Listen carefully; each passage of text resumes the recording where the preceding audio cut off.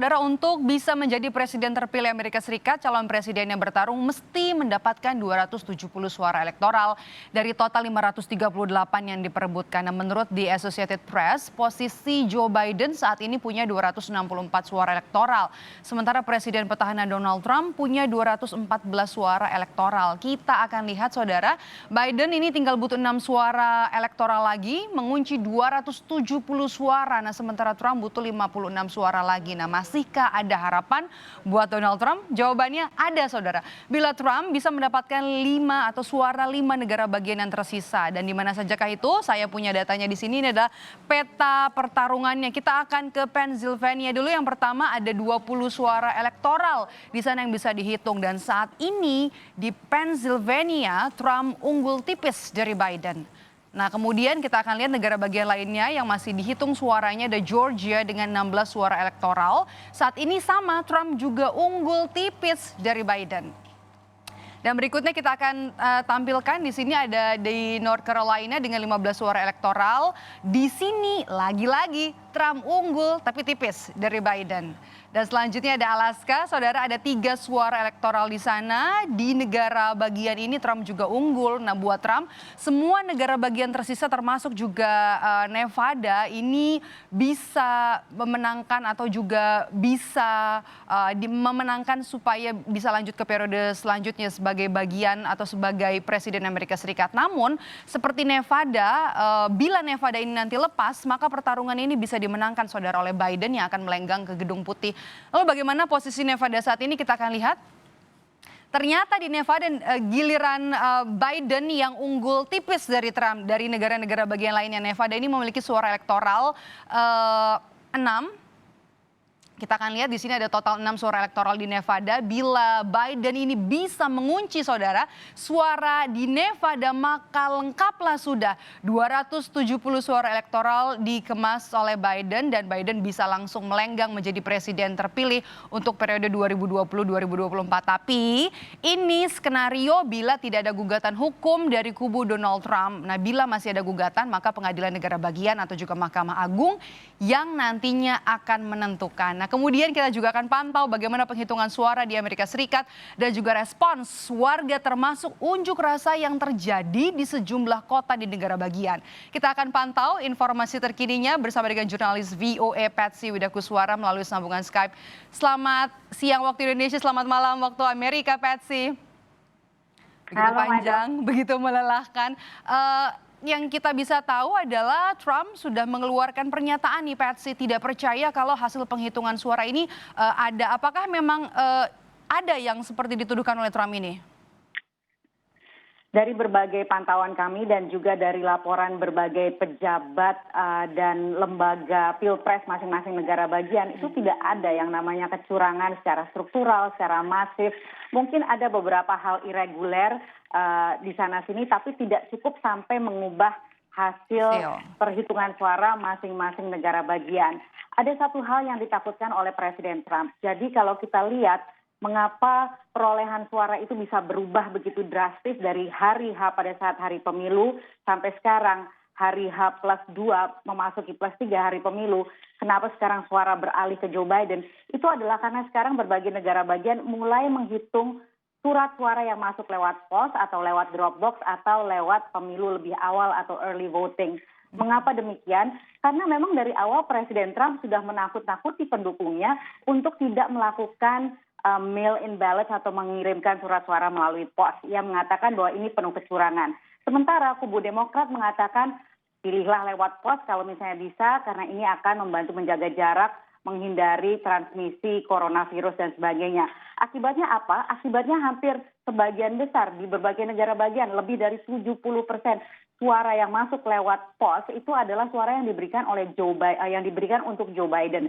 Sehingga kita melihat pergeseran yang luar biasa dari yang tadinya Trump unggul sekarang perlahan-lahan mulai catching up kan, Biden mulai mengejar. Nah, itulah yang ditakutkan oleh Presiden Trump sehingga ia mengeluarkan berbagai pernyataan bahwa Partai Demokrat ini curang, dan berusaha steal the election, berusaha merampas kemenangan darinya. Dan ini sesuai juga dengan wacana yang sudah digulirkan oleh Presiden Trump dari semenjak awal kampanye, mensinyalir kepada para pendukungnya untuk tidak menerima hasil Pilpres kecuali jika ia yang dinyatakan menang karena pasti terjadi kecurangan. Nah, tentu saja statement seperti ini dikecam oleh banyak pihak, bahkan termasuk oleh para pejabat dan wakil rakyat dari partainya Presiden Trump sendiri, yaitu Partai Republik, Maido. Patsy, penghitungan suara kita tahu sudah berlangsung lebih dari 2 hari. Yang membuat penghitungan suara ini lama, apakah termasuk yang tadi Anda sampaikan penghitungan suara yang dikirimkan lewat pos ini? Iya betul, dan memang sebagian besar negara bagian itu memfokuskan dulu ke perhitungan suara bagi orang yang datang pada hari Ahad, tanggal 3 November. Satu hal yang juga perlu diingat adalah bahwa setiap negara bagian itu punya undang-undang masing-masing, punya hukum dan aturan masing-masing. Jangan bayangkan seperti Pilpres di Indonesia di mana hukumnya semua sama ya dari Sabang sampai Merauke. Kalau di Amerika Serikat itu setiap negara bagian beda-beda.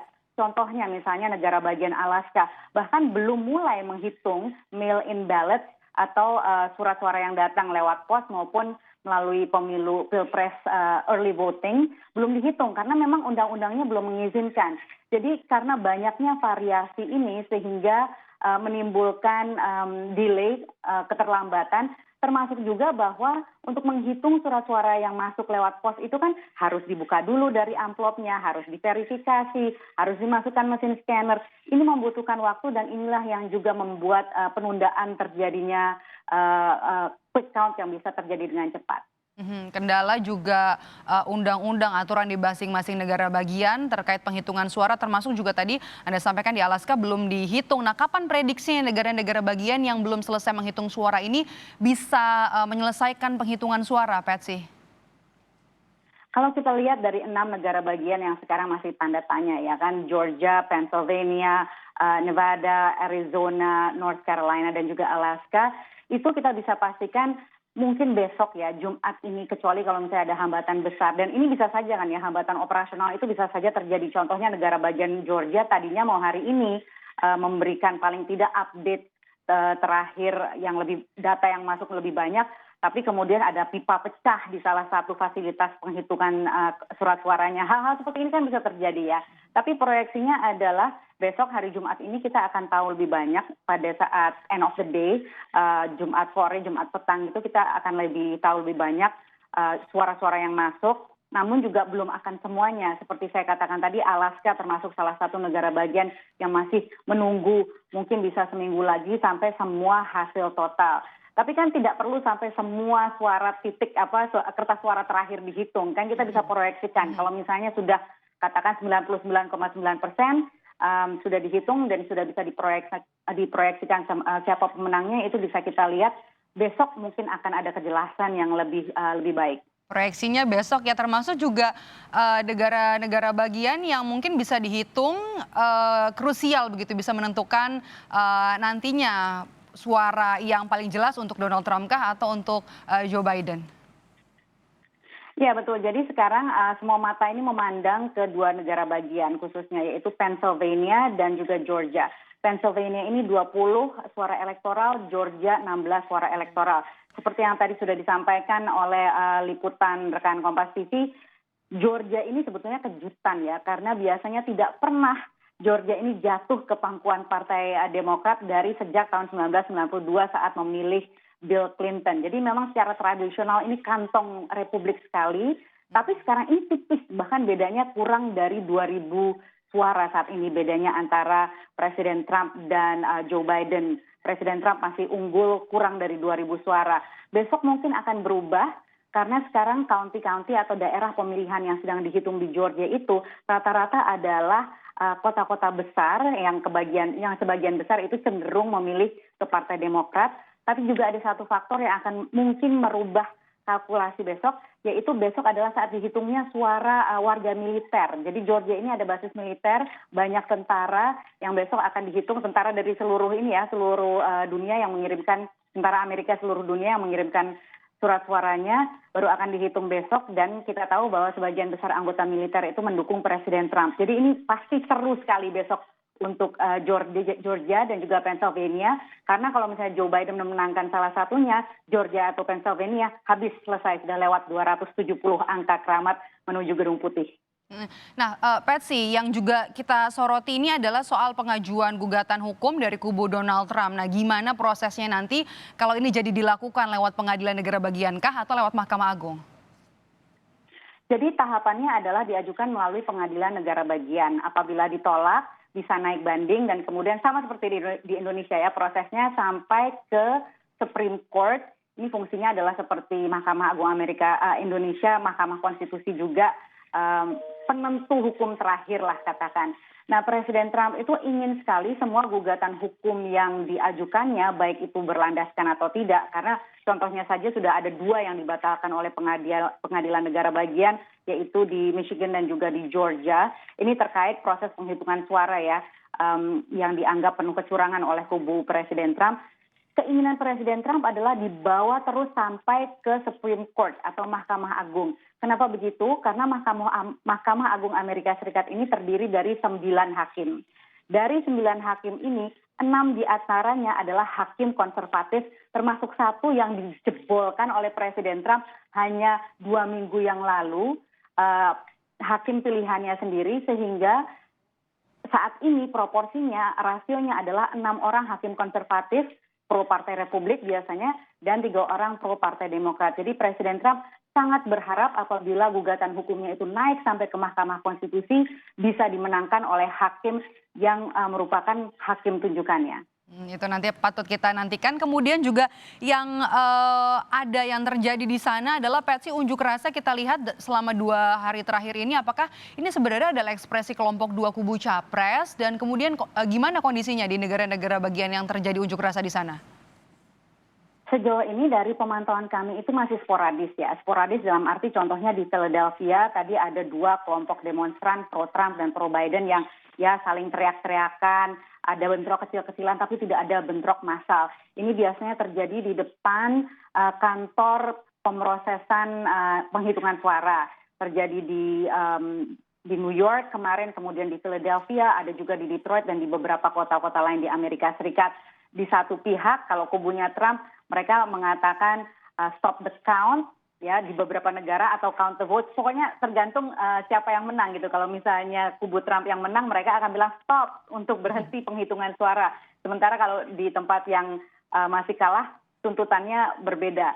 Sekarang ini belum ada pengerahan massa secara formal oleh kedua kubu ya, seperti pantauan kami. Kalau kubu Partai Demokrat sih hati-hati sekali. Kita lihat tadi Partai Demokrat yaitu Joe Biden sudah muncul untuk yang kedua kalinya mengatakan tenang, yang namanya demokrasi ini berantakan, tapi butuh kesabaran dan kesabaran itu akan berbuah karena hasil kesabaran itu adalah sistem demokrasi yang sudah menjadi buah bibir seluruh dunia, dia katakan begitu. Ya mungkin sekarang tidak seperti itu ya, mungkin sekarang menjadi buah bibir tapi menjadi olok-olok karena ya seperti kita lihat saat ini kacau balau sekali. Satu hal yang sangat dikhawatirkan adalah karena begitu banyaknya sinyalir dari Presiden Trump kepada pendukungnya untuk tidak menerima hasil Pilpres, ini kan ditakutkan menimbulkan friksi pasca Pilpres dan bentrok di lapangan. Satu hal yang sangat dikhawatirkan adalah, dan beda seperti di Indonesia, kalau bentrok massal di Indonesia antar partai oke lah ya, mungkin lempar-lemparan botol atau lempar-lemparan sendal dan sebagainya. Tapi ingat bahwa di Amerika Serikat ini senjata api itu legal. Jadi kemungkinan adanya bentrok dan kemudian sampai melibatkan senjata api itu kemungkinan yang real dan sangat dicemaskan oleh aparat dan juga oleh Partai Demokrat khususnya. Ya, kerusuhan atau juga bentrokan yang dikhawatirkan terjadi, tapi sebenarnya kita masih bisa lihat ini masih Kamis malam waktu Amerika Serikat, Jumat kita baru bisa lihat setidaknya hasil yang lebih clear lagi nanti. Terima kasih jurnalis VOA Patsy Widakuswara sudah berbagi bersama kami di Kompas Siang hari ini.